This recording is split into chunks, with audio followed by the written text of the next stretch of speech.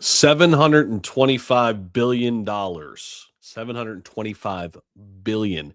That's how much money Meta, Alphabet, Microsoft, Amazon, that's how much they've just committed to spending on AI infrastructure in 2026 alone. And the crazy part is half of it is already stuck.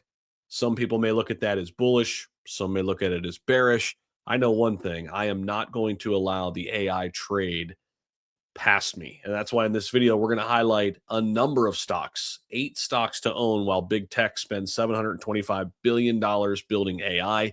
And we're not talking about, the ones that everybody talks about here on YouTube, like NVIDIA and Microsoft and Google. Obviously, I think could be great performers. Maybe not Microsoft as much as NVIDIA and Google, but we're going to get down into the nitty gritty, guys. Talk to you guys a little bit about a few assets that I've talked about before, but also some new ones that I think you're really going to like. And you've been back at this channel here once, twice, 3 times.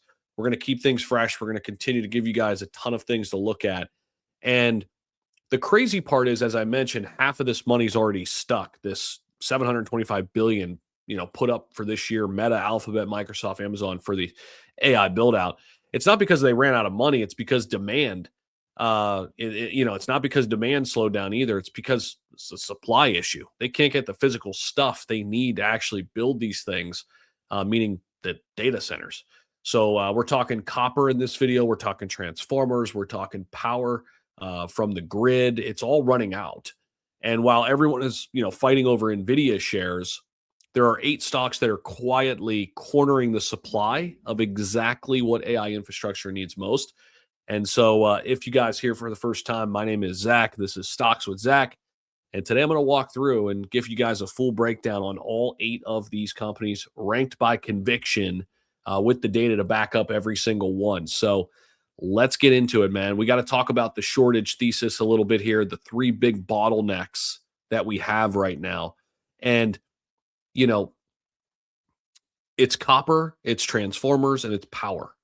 Because before we get into the actual stocks themselves, you need to understand why this trade even exists, right? It's good to understand exactly why we're here because the story isn't about AI growing. It's not just about that. That's been true for probably 2, 3 years now. The story really is that AI is growing so fast that the physical world literally can't keep up. And there are 3 specific bottlenecks. Number 1 is copper. Every hyperscale AI data center, the kind that Amazon and Microsoft are building everywhere, they use between 27,000 and 50,000 tons of copper just for that one facility. So for wiring, for cooling, for power distribution, Wood Mackenzie forecasted a 304,000 ton copper deficit in 2025 with a wider gap expected this year. And by 2035, S&P Global projects a 6 million ton shortfall. I mean, that is insane. 6 million ton shortfall. They called it a systemic risk to global industries and technological advancements. So then you've got the transformers issue. You cannot connect a data center to the electrical grid without power transformers. There's no work around this right now. And, there are only 3 publicly traded companies, 3 in the world manufacturing them at scale. So Microsoft CEO said it directly, quote, "The biggest problem we face right now is not a shortage of compute, but a shortage of power." Sam Altman at OpenAI said, "If there are no major breakthroughs in energy technology, AI will not reach its next stage." And Jensen Huang of NVIDIA said, "Low energy cost and looser regulations will help China defeat the United States in the AI race." 3 CEOs independently saying the same damn thing. The U.S. grid interconnection queue has ballooned to over 2,100 gigawatts of pending projects.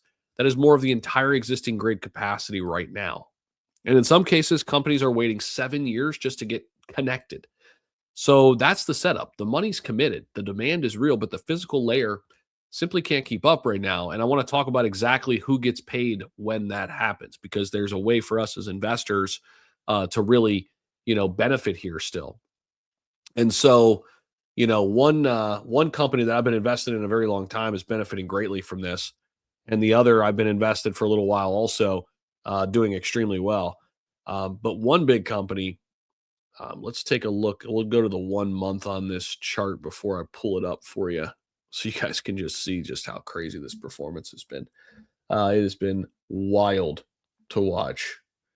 So the first company we're looking at is GE Vernova, ticker GEV. 2 years old as a public company. It's up 775% since it's spun off from General Electric. Actually up more than that, almost 1,000% now. It's almost basically done, a 10x. GE Vernova has $150 billion ordered within their backlogs. 150. That's not revenue they expect. That's revenue they've already contracted. They are effectively sold out for years right now, like upwards to 2 years. And the reason GE Vernova is tier one, with this investment thesis, you cannot build an AI data center without power transformers. And GE Vernova is one of 3 companies in the world that makes them at scale. There's no substitute. You can switch chip suppliers. You can change your cooling vendor. You cannot build a facility that connects to the electrical grid without a transformer, period. And, people are raising their price targets already up over $1,300. That's another, 30 to 35%, give or take from here. So obviously, GEV trades at about 56 times earnings. It's not cheap. So if you're buying this here, just know that, you got to believe that the backing keeps growing and margins keep expanding, which personally, I think that will happen. I've been in this stock though for 100, since $150. So this has been a massive winner already for me. The other big player here is Micron. And so, Goldman Sachs says Micron alone accounts for 51% of all S&P 500 EPS revisions this year. One company, 51% of revisions for the entire index. NVIDIA's AI chips, they're basically useless without the type of memory that Micron provides called HBM, high bandwidth memory. It stacks directly on top of processor and feeds it data at speeds that regular DRAM can't match. So Micron, I think, will continue to be a massive, massive winner. We're getting targets now from some analysts out there upwards to $1,000. Some up, towards 700, 680, 700. So, I mean, listen, I think Micron's going to continue to win here in the, midterm. So some other picks that I like, I'll kind of go over these ones a little bit quicker. Constellation Energy, CEG. Okay. And then also VST. You've got VST, Vistra. And both of these companies are nuclear power producers. So you got VST and CEG. Both have multi-year contracts with the hyperscalers, but they're built a little differently. The core thesis is the same. AI data centers need 24/7 baseload power all the time. Constellation's the largest pure play nuclear operator in the world. So then you got Vistra as kind of the more value play in the nuclear trade. Forward PE right now, only 16 times earnings. So Vistra is one that I like. Return on equity of 81%, 65% projected EPS growth this year. So that would be one, market cap 53 billion. I think this could really, really perform extremely well still. Whereas, CEG, they're a big player. A little bit more than double the size by market cap, the company already, right? And still 20% annual EPS growth from 2026 through 2029 there. Now we go into more of the sleeper territory, and that's Eton, which I'm getting exposure through with the AIPO ETF through this one. So Eton, ticker ETN, this one kind of flies under the radar a little bit. But 3 global companies dominate transformer manufacturing: GE Vernova, Eton, and then Siemens Energy. So is it forget their ticker on Siemens Energy. There it is. And their stock's doing extremely well too. Crazy. So, I mean, those are your big players there. But Eton, I think ETN is probably the one that I'm definitely looking at closer than any of the other ones there. Um, they make a lot of the circuit breakers and transformers. They're all sold out, basically, or near sold out. Unlike GEV, which trades already at 56 times, EPS. Um, Eton is much more, reasonably valued right now. $165 billion market cap right now. And then obviously we've mentioned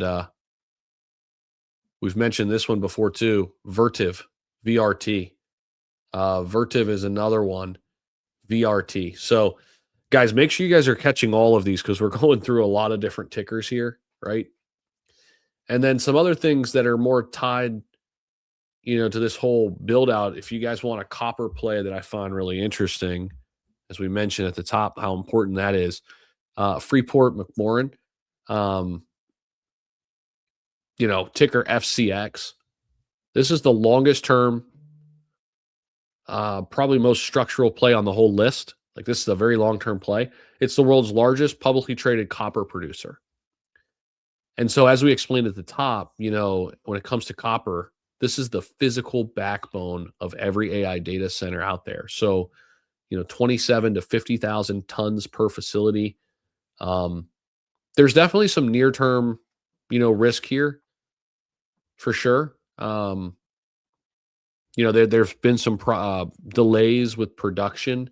I think it was out of Indonesia, one of their big plants there. But I think, generally speaking, I mean, this is a great longer term setup for sure on this play. So again, some of the tickers that we mentioned: GEV, GE Vernova. We've got MU, that's Micron. We've got Constellation, CEG. We've got VST, Vistra. We've got ETN, which I think is a really interesting play right now. Then you've got VRT. Then, we didn't really mention these too much. We've talked about these a lot in, past videos. SanDisk has already just went crazy. SNDK. Yeah, SNDK. And then we just mentioned FCX, which is the copper play. So, if you've made it this far in the video, I appreciate you guys.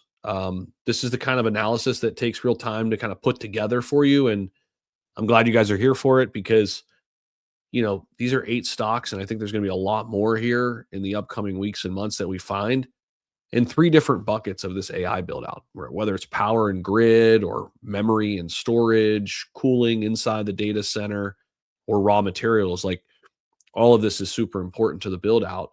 And all of it is tied in some form or fashion to the same macro, outlook here with the $725 billion in AI capex. And, we've got a physical supply chain that simply can't keep up right now. And the companies that hold the scarce assets, inputs, that everyone needs, these companies are in my opinion, going to win.